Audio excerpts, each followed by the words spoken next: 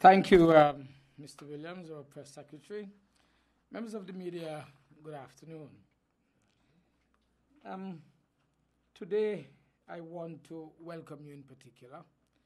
And in the process, permit me, of course, to say that I will focus on our nation's advances in the areas of energy, economic self-reliance, land distribution, and the SIDF investments. Firstly, to energy. We emphasize yet again that fossil fuel dependency continues to impose major costs on governments, on businesses, and consumers worldwide. That is why we in St. Kitts-Nevis are determined to free ourselves from that vice. And that is why there is a determined shift in the Federation toward green or renewable energy. This week was significant in this regard because our negotiations resulted in St. Kitts-Nevis becoming the first and only OECS nation to be manufacturing solar panels. Solar equipment is in great demand in our federation. They are in demand in the region and, of course, around the world. Producing these items locally at Speed Tech Energy Limited, therefore, will reduce our imports, it will upgrade the skills of our nationals, and increase government tax revenues, and undergird our programs to become a green or renewable energy economy. In addition, representatives from North Star Wind Farm, and please note that I have switched to wind energy now, they are currently on the island to complete negotiations with our government. North Star has agreed to Cabinet's proposals regarding refinement on pricing items and pricing terms, resulting in the only remaining steps now being financial closing and construction. In terms of more immediate impact initiatives, the government's programs to reduce electricity costs for domestic users are having a significant impact, with household savings in April alone having amounted to over $756,000, some $756,000. Regarding economic self-sufficiency initiatives, yet again we emphasize that the Sugar Industry Diversification Fund continues to make major contributions to economic empowerment in the form of grants and low-interest loans at both the individual and institutional levels. I emphasize that for example, I should say, the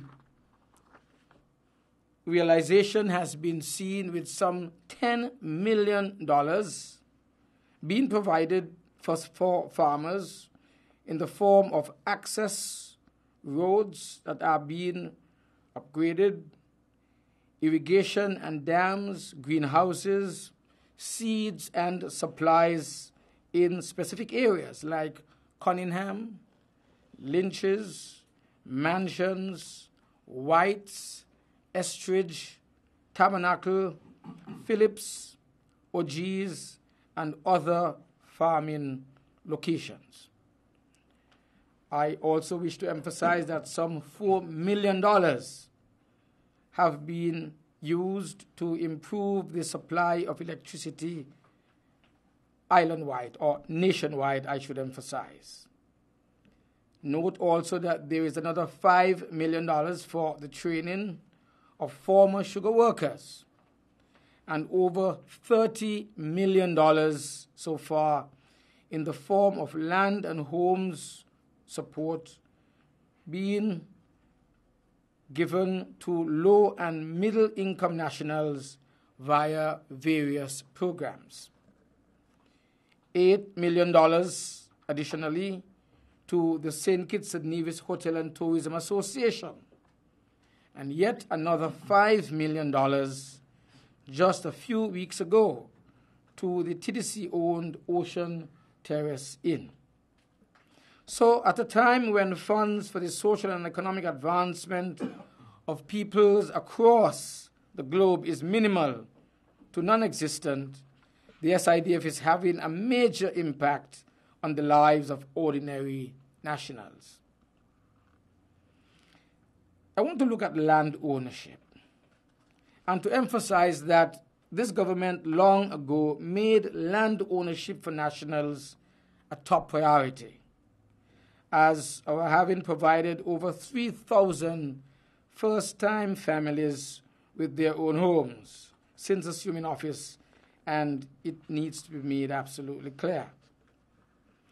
This land and home ownership emphasis, it continues, and it will continue, with some 500 household lands, or house lands, residential lots I should say, most recently having been made available in specific areas: Lodge, Lower Hermitage, Crescent Hill, Farms Meadows, and of course, Dewars. Christophe Harbour represents one of the largest projects in our federation. In light of the proven capacity of the SIDF to impact positively on economic development, both at the individual and the institutional levels, the SIDF, the Sugar Industry Diversification Foundation, has reported that they deemed it prudent, to say the least, to acquire a stake in the Christophe Harbour development. This was done in recent weeks in the amount of some US $16 million, representing a 30% stake in that impressive development. Finally, members of the media, despite the harsh global economic realities, a number of major development projects have begun in recent months, the most recent of which was the 5-star Park Hyatt on the Southeast Peninsula within the confines of the Christophe Harbour development. Some 300 jobs will be created during the construction phase. The projected completion date is 2015, with all the social and economic multiplier effects that always accompany projects of this scope and projects of this magnitude. I believe I should stop here and allow you the opportunity and benefit to ask questions. Thank you. Thank you very much, members of the media. Ask your questions. Identify yourself. Good afternoon, Mr. Prime Minister. G. Brown, St. Kitts-Nevis Information Service. Sir, in your remarks, you mentioned that the SIDF has become an investor in the Christophe Harbour. Do you anticipate that the SIDF will remain a long-term investor in Christophe Harbour, or will they sell their shares at some time? Right, a very important question, because looking at what the SIDF is seeking to do with its funds does not allow me at this time to indicate what they will do. The SIDF is a foundation. It is a multi-million-dollar foundation. It has been designed specifically to assist, among other things, to assist St. Kitts-Nevis through its transition from the old sugar agricultural-based economy to one that we now know is driven by services. It means, therefore, that it is to be used to not only assist in the infrastructural transformation, but I believe in the human resource in terms of skills acquisition and properly ensuring that we are into a much more competitive economy than before. Let us look at what they've done in the past. If you look at what they've done in the Kitts-Nevis project in particular, when the original financiers of the Kitts-Nevis project faltered because the main financier had died and then they were hit by the global recession, the project virtually came to a halt. But it was so critical a project as part of the transformation of the national economy from sugar-based agriculture to services, especially that project located in what is the heart of the so-called sugar industry belt of the past.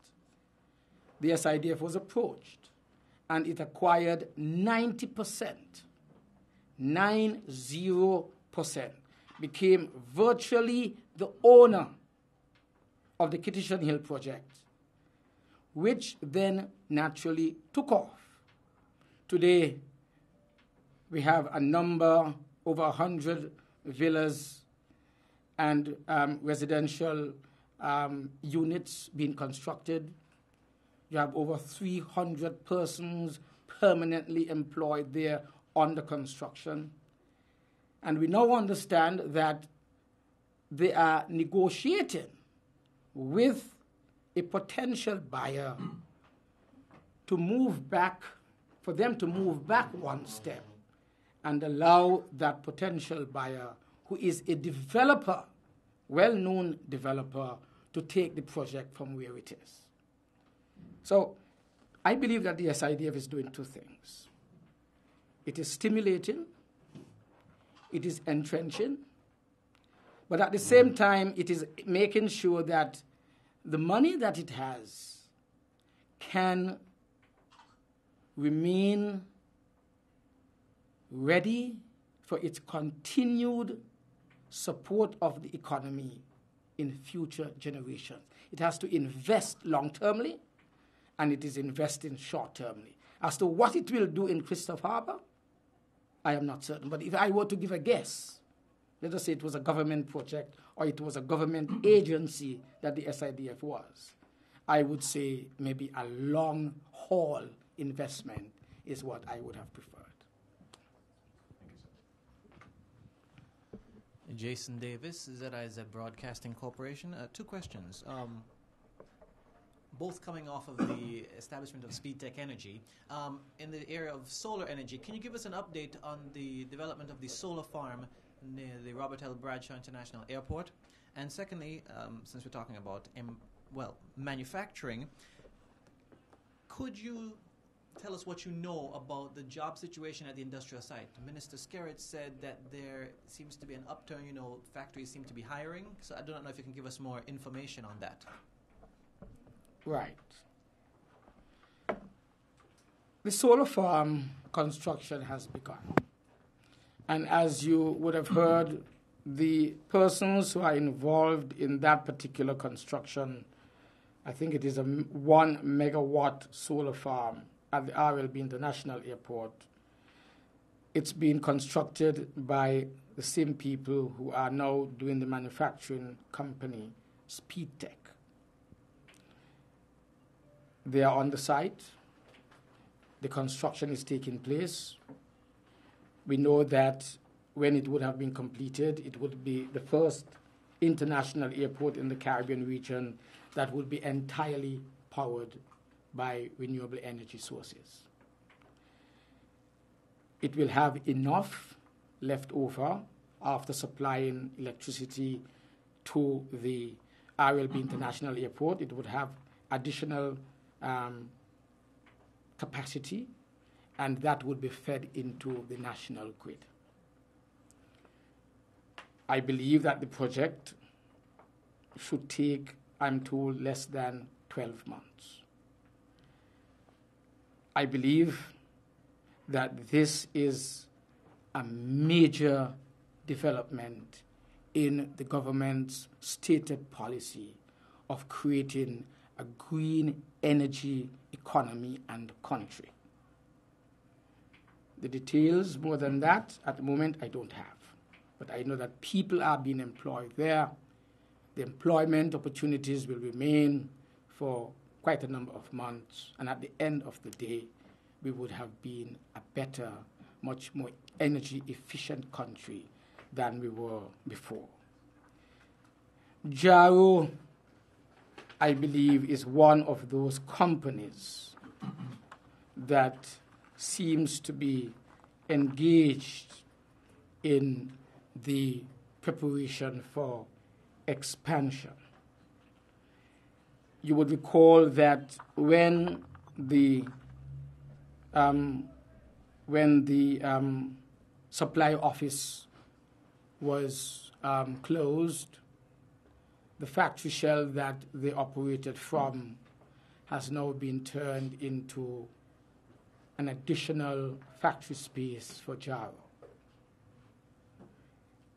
I can say to you that some 26 persons at the moment have been hired at Jaro, and since Mr. Skerritt had visited there some time ago, and some 50 more persons are to be employed there as soon as they are able to properly convert what would have been the old supply office into a proper factory space. But I want to say more than that. As I said on Monday during the opening of that factory, the government is waiting anxiously to go to Parliament, because when we would have done that, hopefully we would be bringing the necessary piece of legislation that would further enhance St. Kitts-Nevis to become an active participant in the Guyana-Brazil partial scope agreement, where the market of Brazil would now be open to our electronic industry here in St. Kitts and Nevis.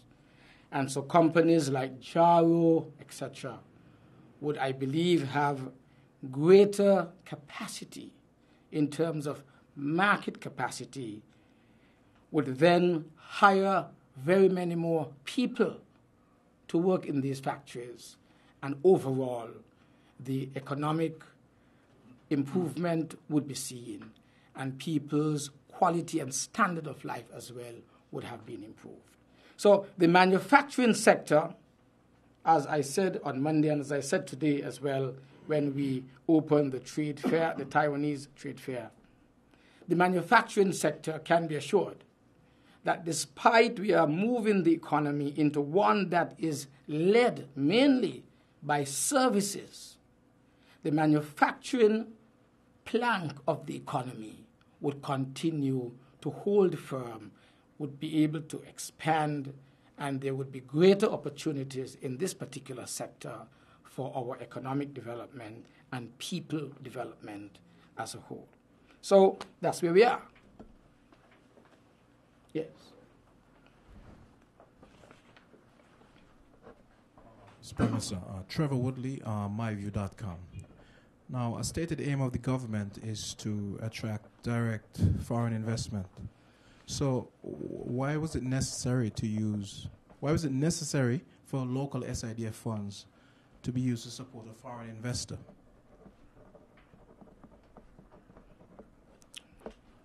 The use of the SIDF funds is not to support a foreign investor. The SIDF funds are being used by the SIDF as a local investor, because that investment now has become not a foreign direct investment venture alone. It has now become a joint venture between local and foreign, which is exactly what we want. But I think it's fair to say that persons, maybe detractors, would say, well, if you can give those vast sums of money to foreign investors, because there are foreign investors. I mean, we're not giving money to anybody. Remember that. Okay, what I'm saying is investing money. Right. Investing money, and these people are not Kittitians. And of course, persons would say, well, why then isn't the government doing more to aid local investors on that kind of scale, financially speaking? I really don't. Where it's warranted, of course. Sorry? Where it's warranted, of course. I'm Right. not just saying large sums just for the sake of divesting large sums. I'm talking about we have a situation where foreign investors have been given millions of dollars. Not given. Given, okay. That's Foreign investors are partnering with local or domestic investors to advance the economic development strategy and plan of our government and of our people. But then shouldn't these foreign investors, shouldn't they come with their own funds? I mean, They have come with funds. they've come with funds. Of course, the owners, the original owners of the Christopher Harbour development have already pumped $120 million into the project. $120 million into the project. Maybe one needs to explain exactly what has happened there. The development was owned by a number of partners who were mainly family members. They got into a family dispute, and one member of the family was able, through arbitration, to invite sale of the entire project, entire property, I should say, businesses that they own, which were real estate development businesses in Ireland, in South Carolina, Kiowa Island in particular, and in St. Kitts and Nevis. So in order to settle their squabbles, they invited a single buyer to buy out all of the family holdings and share up the money among themselves. Those who bought the entire real estate enterprise located in 3 different countries were not really interested in doing the development in Christopher Harbour or in Ireland. They just wanted to continue to develop the Kiowa Island project. And so they, the new owners called King Street, which are mutual fund people, they just simply found 2 new buyers to sell their property in Ireland and in St. Kitts and Nevis. It so happened that the original developer of the Christopher Harbour in St. Kitts, who believed that this was a lucrative investment, he was able to attempt to purchase the Christopher Harbour part of the real estate business.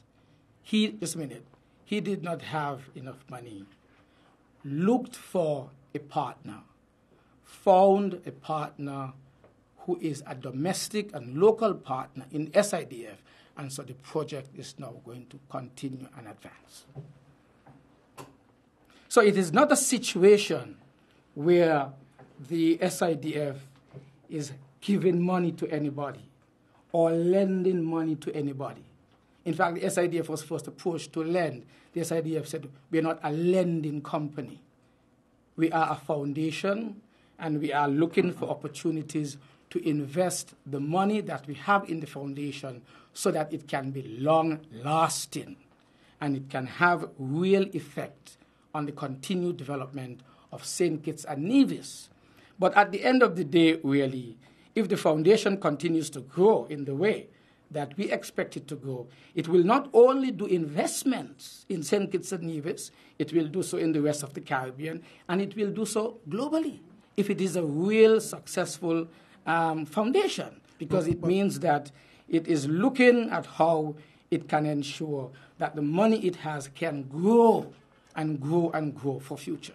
Fair enough, but I think the point the point I'm trying to make is, and also I think what would be a fair question from the populace is, why, if we're having foreign investors coming, why aren't they coming with their money? Why do we have to? Why? Brother, I just answered you. But told what you. what I'm saying is, we really have situations where locals. I'm coming to that. You never really allowed me to finish. Situations where locals get a chance. You did not allow me to finish your own first question. Let me finish it.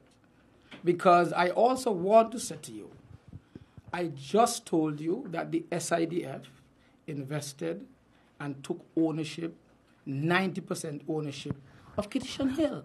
I just told you that. I also said that, and I enumerated in my opening statement, several different projects where the SIDF has invested large sums of money. One of the latest that they did was to rejuvenate and redevelop the OTI, a local hotel. It is not even inviting itself to become a partner in the development of OTI, redevelopment of OTI. It is lending it money. That is a local entity. But Prime Minister, that has only come in the wake of a lot of criticism. What do you mean a lot of criticism? I mean, that has only come in the wake of a lot of criticism directed at you about not at me. Being more disposed to support foreign investors. No, come on. I'm not saying you're giving away the money, but the point is. But it's not even my money, and I think you need to understand. The impression is that the government is more disposed. But I am telling you to partner with foreign investors rather than local. Brother, I just told you, and I showed you, I enumerated, if you were listening, and if you took any notes when I made my initial presentation. I outlined the different projects where the SIDF has been spending large sums of money, all local, non-foreign. The only foreign entity that the SIDF has become engaged in is the Christopher Harbour. And it is to the benefit of their own foundation that the governors have sought to invest the foundation's money. I told you $5 million used for training former sugar workers, $4 million to improve electricity nationwide, another $8 million to support St. Kitts-Nevis Hotel and Tourism Association, $5 million, as I said, to TDC for OTI redevelopment. I don't believe that the SIDF is doing this because of any criticism. The SIDF is using money that it has to help to stimulate the local economy and to continue to help in the infrastructural development of our country as it transitions from one sectorally led type of economy to the next. So I want you as a member of the media to also dispel those false notions from the mind of the public. Unfortunately, I am sure, or fortunately, I would say, you would do so because you have now been given facts.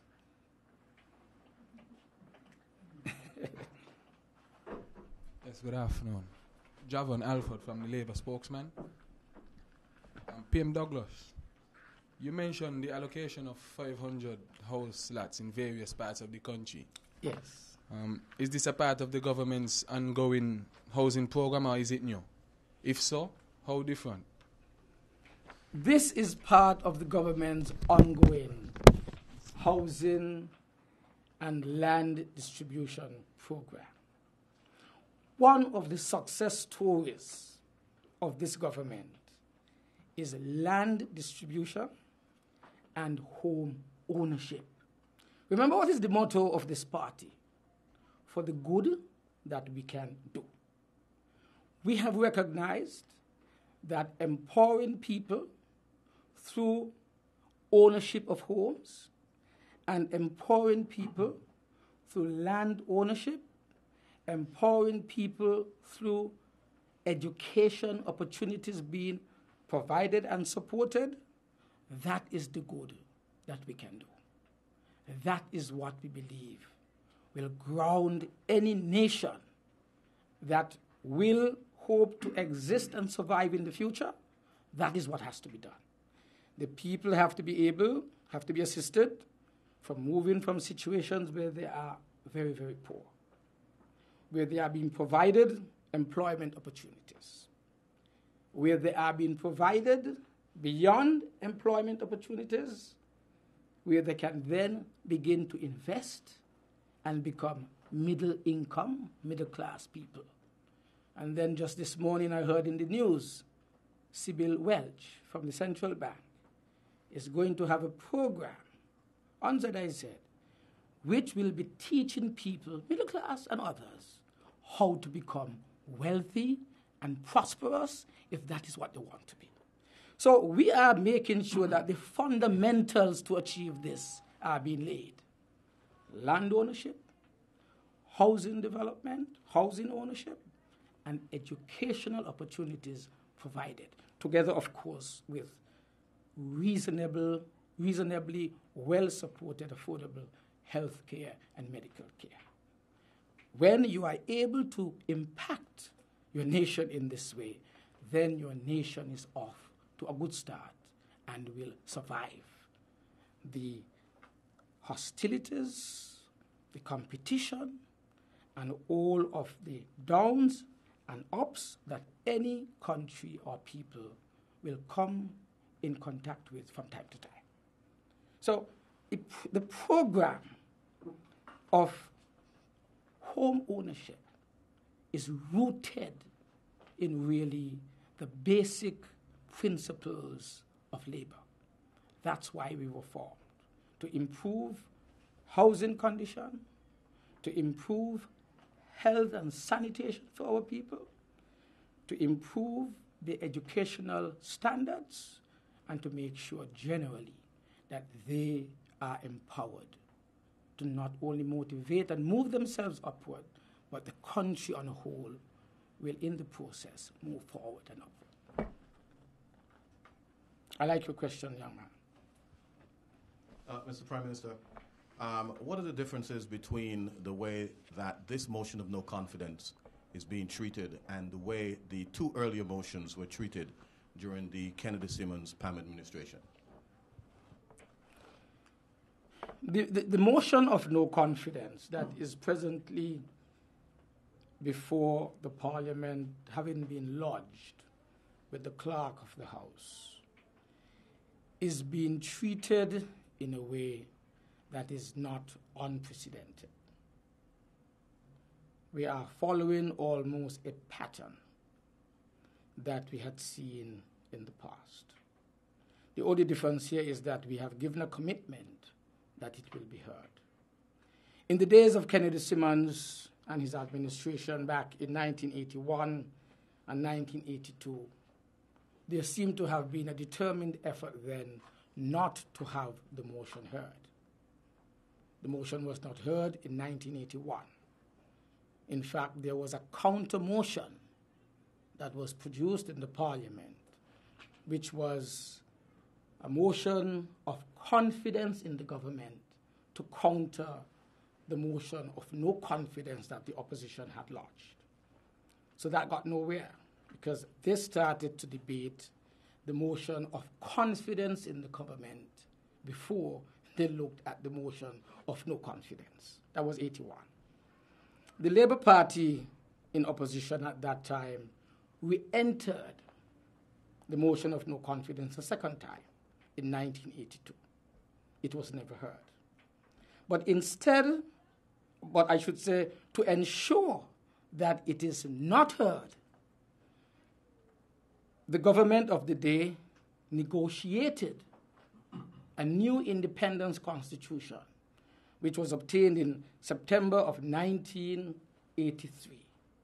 And in that independence constitution, it was not stated at all, anywhere in the constitution, when a motion of no confidence should be heard. The government of the day deliberately and selectively left out a time period in the Constitution when a motion of no confidence would and should be heard. Unlike St. Vincent and the Grenadines, where it tells you that if the House is sitting when the motion comes, within 7 days, it should be heard. If it is not sitting, it gives the Speaker 2 weeks to bring the Parliament back to hear the motion. And if the Speaker, for any reason, for whatever reason, did not do that, the clerk of the House was charged under the Constitution of St. Vincent and the Grenadines to bring the motion to the House for debate in 21 days' time. In this country, our Constitution, which was created by the Dr. Simmons administration, which had a motion of no confidence before it at the time when the Constitution was being framed, selected, decided deliberately and intentionally not to have a time frame placed on when motions of no confidence should be heard. And so the government of the day, looking at the precedence that has been set, however, is saying the motion will be heard, but the government has government business to look after. That being a private business matter, it will come after government business. And so we argued and held our grounds, if you would remember, and eventually the budget, which was the main government business that had to be brought before the motion, eventually came. Because really, when the motion was first lodged to the clerk of the House on the 11th of December last year, the date for the budget was already known, the meeting was already circulated, and so we felt it was important to have that budget first. We were prepared, and I said it to the media more than once, we were prepared to go to Parliament to defend the history of our government for the last 16, 17 years, to prove in the Parliament that the motion of no confidence was a frivolous one. It was basically brought to the Parliament in order to attempt to bring a solution between a leadership struggle, between leaders in a leadership struggle that was taking place in the Labour Party. When Timothy Harris was demanding that I hand over the prime ministership to him, we said that we would have the motion, however, it will be heard. But it will be heard after we would have completed the public business, which was the budget. And then lo and behold, a few days before we went to debate the budget, we were taken to the court, where the court was being told and asked to impose a restriction on the Parliament that it must not hear, even the budget. But even if the court was mindful to allow the budget to be heard, nothing else after the budget should be heard except the motion of no confidence. Well, that has been a serious challenge with regard to what has become the principle of separation of powers. The court, it has long been established and practiced that the court cannot set the agenda and the calendar of the Parliament. The Parliament is independent of the court is independent of the Parliament. None can reach into the other and dictate for it. And so that is such a fundamental matter that we responded to that in going to court. The court sat, as you would remember, in April, I think the 3rd of April, and the court ruled that this is a fundamental matter. And this matter will be heard eventually in July the 11th and 12th. And so the matter of the motion of no confidence now rests in the court, and it rests with the court decision. And that's where we are. So we, of course, were prepared to bring it to the parliament. We, as a government, were prepared to defend our record for the last 15, 16 years as a government. But the court, having been triggered by the opposition in its anxiety to force the government to get involved with the motion, asked the court to force us to, and it's a fundamental issue that we are challenging. All right, thank you, sir. Mr. Prime Minister, I have another question. The opposition has said that they'll be bringing thousands to the streets today. How do you plan to deal with these massive crowds? Well, it's really not for me to plan to deal with these massive crowds. First of all, I don't think the opposition has thousands to bring to any streets. They've been calling for 5,000 marchers for the last 3, 4, 6 months. 5,000, you don't even get 500. So I don't believe the opposition has any thousands of people to bring to the streets. And it is not for Douglas to deal with that. I think that the police have already been informed of the threats that are being made. This is a country of law and order. And it is highly irresponsible, in my opinion, for any leader of any political party or any other person at all to simply defy what the police has already given guidance and position on. I am hoping that today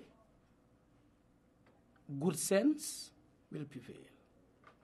That those who are egging on the opposition to do foolish things and create disorder in the country, that they would come to their full senses and realize that who will really benefit from this? No one. Not even the opposition will benefit from this. No one. The image of the country could become tarnished, and again, we could be seen as a people just fighting among ourselves over petty party politics. The opposition has a problem. It has not been getting any traction for the last 6 months. So the international media is here for the music festival, and so they are engaging in a strategy and a tactic of, what they call it, ambush marketing, I think. They want to get on CNN and Fox News and NBC. You understand that they sat in a meeting and said, fellas, this is our chance to get to the international media. So let us, when the international media is here in the country, international reporters, let's do something dramatic so that we can be picked up by the CNN and so forth. Foolishness. Let's move on. Prime Minister Trevor Woodley from myview.com again. You yourself just said that... Trevor what? Trevor Woodley. Yes. You yourself just said that you didn't think that... You said that you didn't think they're getting any traction, and we're a democratic nation. Why not just give them permission to have the match? Did you ask the police that? Seeing that... Did you ask well, the no, police but that? Prime Minister, you, the Minister of National Security. The police don't seek my permission to. I'm not saying at all that they seek your permission, but I mean, the buck probably stops with the buck stops with you. No, don't say that. You're a reporter. You are a reporter, brother. You are a reporter. You should have some basic facts. And one of the basic facts is that we do not direct operations of the police. No, that's not what I mean. But create policies. Clearly, you would have been in the loop. No, and I have not been. If as you said earlier that you don't think anyone stands to gain from a match. So why not just give them permission? We're a democracy. Ask the police that. That's what I'm saying. You're asking the wrong person. I think the police had a press release. Didn't you all try to reach the commissioner of police as a reporter to find out what really informed his decision? We have. The police, if I were to echo what the police have said publicly, is that at this time they are stretched. their resources are relative and they are stretched. They did not think that this was the best opportunity for a march to be conducted, a political march that is, especially with the rhetoric that had been coming from the PAM platform in recent times. And they felt that if they were going to be able to maintain law and order, if something was to happen, this would not have been the best time for them to be tested in terms of their ability. And I think they suggested that the march should take place maybe next week, Wednesday. I also understand that a number of public meetings were being applied for, and the police have given permission for the public meetings. But to have a march, especially a political march, at a time when the political platform, opposition platform, had been engaged in a lot of rhetoric, I think that the commissioner's decision was a very solid and strong one. It is his decision, and I believe that naturally he would know more than me or you or anyone else what exactly is the strength and the readiness of his resources to deal with any serious outbreak of violence if that was to happen. Okay, I have two last quick questions. Yes. Okay, the first question is, back in 1993, persons would recall that you argued that during the impasse that happened after the election, you argued Back that... when, you said? 1993. Yes. That you argued that the government, the PAM PAM government... Were you around? I was around, but I was... Tiny? Not tiny. But you argued that the PAM government at the time was a minority government. It was illegitimate, yes. Illegitimate, not a minority government. And the minorities. And a minority government. Yeah, would you say do you control the majority now? Yes or no? In Parliament? Yes. Of course. No, but I'm talking about elected representatives. Well, the Parliament is of both elected and elected. I control the majority in the Parliament. Yes, but the key matters that have to be voted upon are only voted upon by elected members. So would you say you have a majority or not? I have a majority. You have a majority. Well, so 5 is more than 6. No. Don't get into semantics here. No, but 5 and 6 is Let's 11. not argue. Ask the question. 5 and 6 is 11. You finished asking the question? The second question is, right. and I'm kind of surprised this hasn't come up before. Based on my constitutional research, I read that our democracy is based on the Westminster system. Yes, that's correct. And I remember reading that where the Constitution is silent or vague on certain matters, you defer to the Westminster Constitution, which is the British Constitution. Britain doesn't have a constitution. I anticipated you would say that, but we defer to the conventions that apply. We defer to the conventions that apply to the British Parliament. Is that better? That maybe you refer to some conventions. And the convention said, as far as votes of no confidence go, they should be handled expeditiously. Again, as I said, you finished? I'm finished for now. Right. Let's start from the last question. The convention that we are following is the Convention of St. Kitts-Nevis. I spent an enormous amount of time telling you what the practice and convention has been in St. Kitts-Nevis. I told you that this is not the first time a motion of no confidence has been brought to the Parliament of St. Kitts-Nevis. And what was done then sets a precedence of what can happen in the future, which I don't intend to follow. And that is why I keep saying that I will never say like Dr. Simmons that it will not happen. I believe that the motion of no confidence will come, it will be debated, and the appropriate action will follow after the vote. But the convention has already been established for us. It's a practice in our own domestic legislature. I don't want to go to Britain, to Uganda, and even if you were to go to Uganda, I believe the court will rule the same thing. you can't tell a parliament when to bring a motion of no confidence, especially, as you are saying, when it is not written in the Constitution when it should come. So if Dr. Kennedy Simmons and his administration wanted not to set their own precedents, then they would have written into the Constitution when the motion of no confidence should and would be heard. It was not done.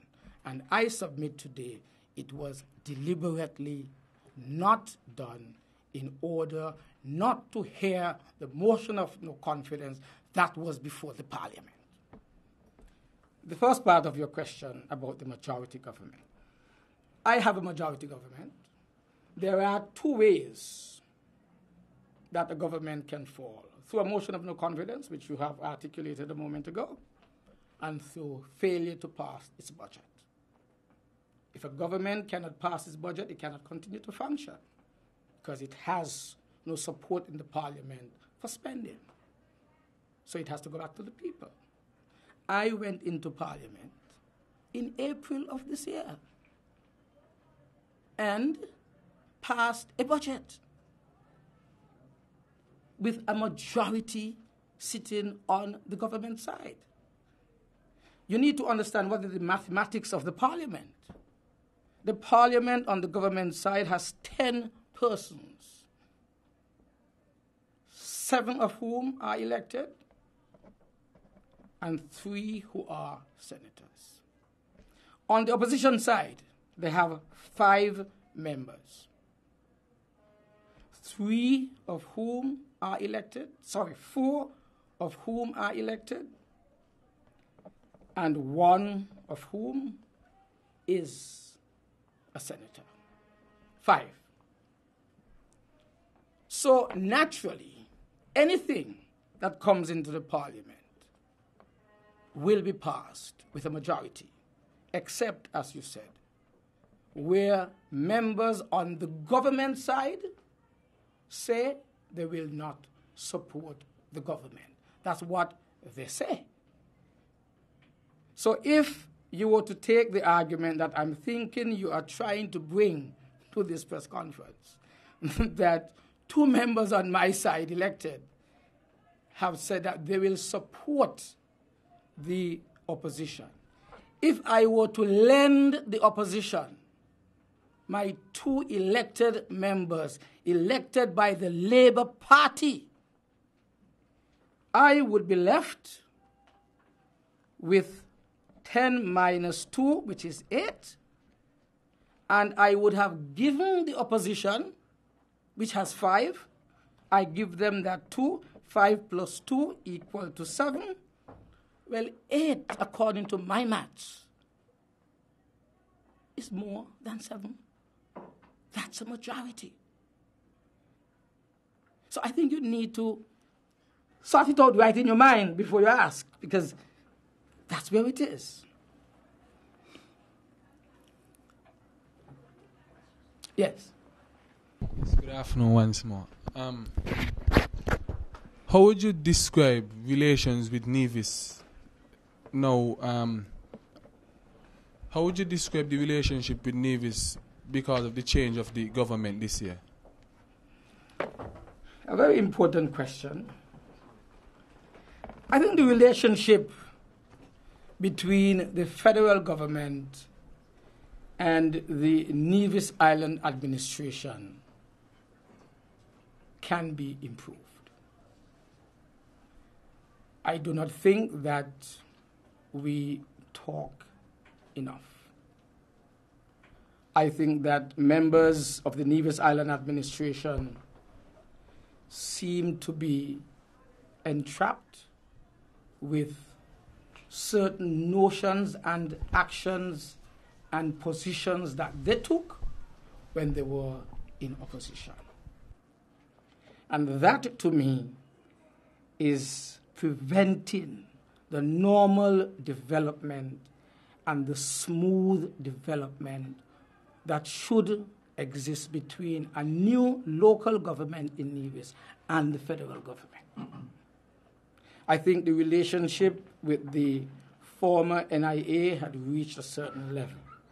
In my opinion, there's no reason why it should not even grow and develop beyond that level. It's not happening here. Instead of that, I believe that, as I said, the present NIA, those members who are also in the federal government, seem still to be entrapped with actions, positions, decisions that they took when they were in opposition, and that to me has not led to the natural development of the relationship as it should be.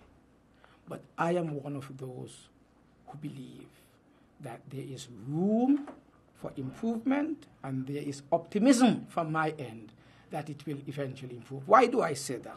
Because we've worked with the NIA before, led by CCM.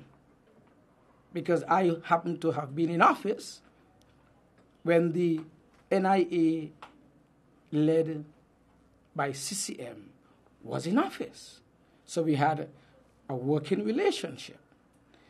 There was a time when we came in 1995, 96, 97, it became very choppy to the point where, as you would have heard, the parliament, the local island assembly actually voted by way of the normal vote in their parliament to secede from the federal government structure. And that eventually went to a referendum back in 1998, I think it was, and it failed. That was very divisive. That, I believe, to some extent, prevented, again, the smooth and normal development in that relationship. But we, as adult persons with the interests of our country at heart, we were able to put that behind us and tried to work with the NIA to rebuild that relationship and move our country forward. And that continued when Mr. Parry's NRP took over the NIA. They are now back out of office, and we are hoping that there is room for continued improvement in the relationship. You're a very smart journalist. One last question. Yes. We were told that you met with the NIP earlier this week. Can you tell us a little about that meeting? The NIP, Yeah. the National Integrity Party, Yeah. the new party. That meeting really was a typical opposition meeting where opposition has different views and presents different opinions to what the government is doing. The opposition sought to have greater understanding of the use of SIDF funds, just as Mr. Woodley has been asking in this press conference today. They spoke on the issue of the motion of no confidence. When would it be heard? And I've given the answer that I have given to all of the parties and to the citizens of this country. That it would be heard, I believe, at the appropriate time, but right now it was totally enmeshed in the court calendar system, and so it has to wait its time. And they asked about other policies, land distribution, educational opportunities. They have some different views. Of course, the question of integrity in public life. And we said that, again, waiting patiently for the parliament to sit, because that piece of legislation is expected to come to the parliament as well.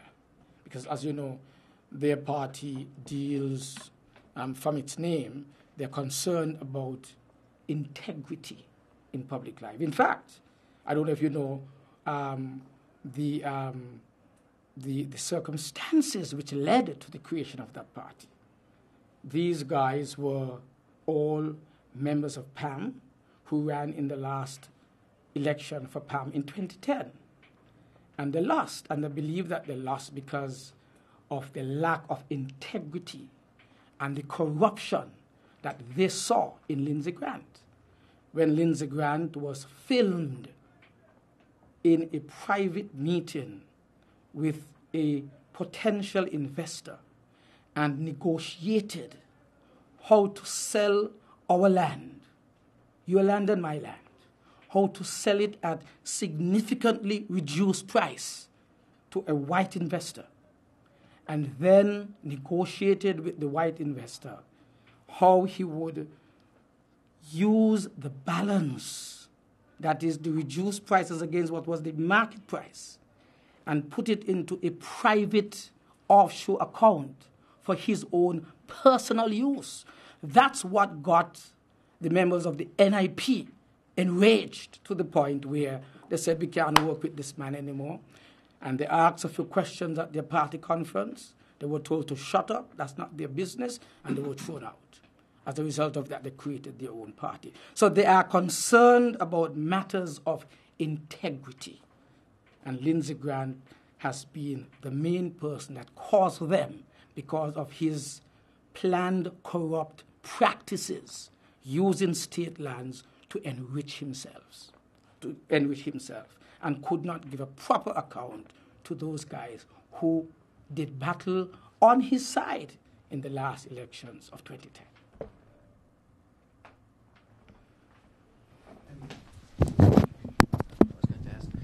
Prime Minister, some time ago you mentioned on the ZIZ radio program, and I quote, PEP must be permanent. You were speaking about looking to make it a long-term solution. Can you tell us, has there been any progress? Yes, of course. The government introduced PEP in collaboration with the SIDF in December of last year, nearly 7 months ago. The opposition, having no answer to PEP, said it is a 6 months program. Well, it's nearly 7 months. But they're still saying it is 6 months. So they seem to have added on another 6 months to the last 7 that have gone. But we continue to say this is a long-term program that is to be used in particular to tool our people with skills or retool those who already have skills. And in the process, provide employment opportunities for those through job attachments who might have been laid off from different workplaces. We had tried 2 previous experiments before. When we got into office back in 1995, we introduced what was then called the Short-Term Work Experience Program that employed over 1,200 people, and eventually we found permanent places of employment for them in the public and private sector, and eventually that program came to an end. We placed people. Then, after the crisis, the global economic crisis in 2008, we also introduced yet again a youth empowerment through skills program, the YES program. I must tell you, we had really thought that would have been long-term. It ran into a number of problems, mainly because it was introduced at a time when we were seeking to resolve a lot of the social issues that were confronting our young people who were getting involved in criminal and gang activity. So a lot of those guys really, and young ladies, were brought into that program. I believe that we did not do the proper screening that should have been done. And so eventually what you had were some people really making use of it. A lot of people made use of it. A lot of people have become computer literate. They've got certain skills, hospitality, cosmetology, landscaping. A lot of them graduated with skills, employable skills, which today they are using and making a living from. But a number of them didn't really do that. Went, spent an hour, went back home, just looking for the minimum wage support that was being provided. And so we decided, you know what? We have to close this program. It was being abused. Let's close it. And let's come back. We wanted to bring it back under a different structuring. We didn't have the money. And then SIDF said it would help. And so we restructured it, and it has now come back on stream. What we are now doing is working. We asked for assistance from Jamaica, which has a very similar program. And we are now targeting, from the first meeting I've had with the consultant who came down, they are going to identify and target certain sectors. They are going to create the synergies in terms of the activities that are presently ongoing with those who are engaged in the PEP. And they are going to bring them under clusters based on the sectors and hope to provide structured, ongoing support using the Jamaican model to reshape, rekindle, and set into a sustainable program what is the PEP today. So that is ongoing as I speak to you. As a follow-up question, does that mean that the young persons or persons of any age that have been placed on job attachment, I think they were initially put on job attachment for a few months, does that mean that they would be on a longer term? They not only maybe would be on a longer term, but they may be encouraged to start up their own businesses. That is why I said they're going to be in clusters. So example, guy who may be working on somebody's farm and two other people working on a different farm. What the Jamaica program envisages is this. You will now bring them together. The SIDF will give them the necessary seeding money, and they will be able to start their own businesses. Whether it is introducing new technology, greenhouse, hydroponics, but they would be brought together and taught the soft skills and the support skills, the little accounting, the little business direction and so forth that you need to take in order to make you self-sufficient and self-employed. That is why I said, I use the term clusters and sectors. So for example, you have a lot of people now working with the Parks and Beaches unit. You have 3, 4, 5 different gangs, but they are under the guidance of the director of the program. The idea is for them to do, the Jamaican consultancy firm will do an assessment for us, identify those who are interested, first of all, in getting into their own business. We'll give them all of the necessary skills that they require, and they will now come off of what is the public sector run Parks and Beaches unit landscaping activity and create their own and put them in touch with those who need that kind of service long-termly. What we have discovered, for example, there are some areas that we are not doing here, but which Jamaica has told us are available and which have become very lucrative, especially in places like Africa. You know what that is?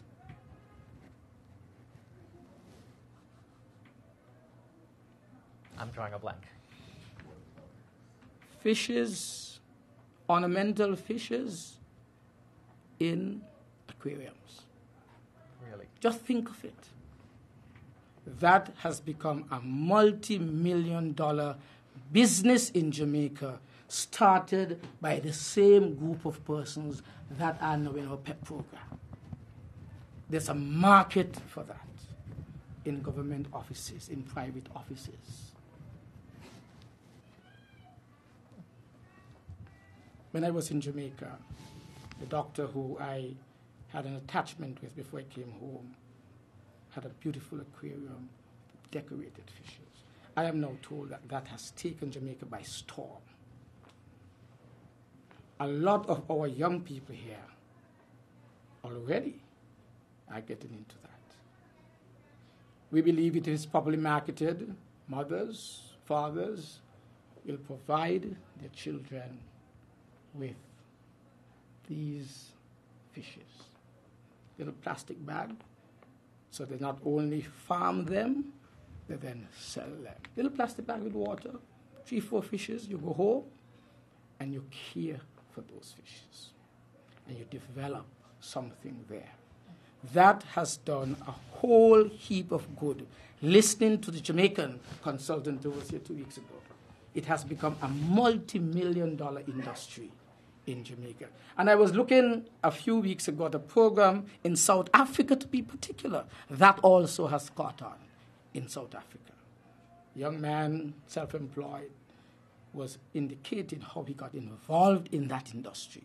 And it is now a major source of his income for himself and his family. So there is a good to come out of all of this.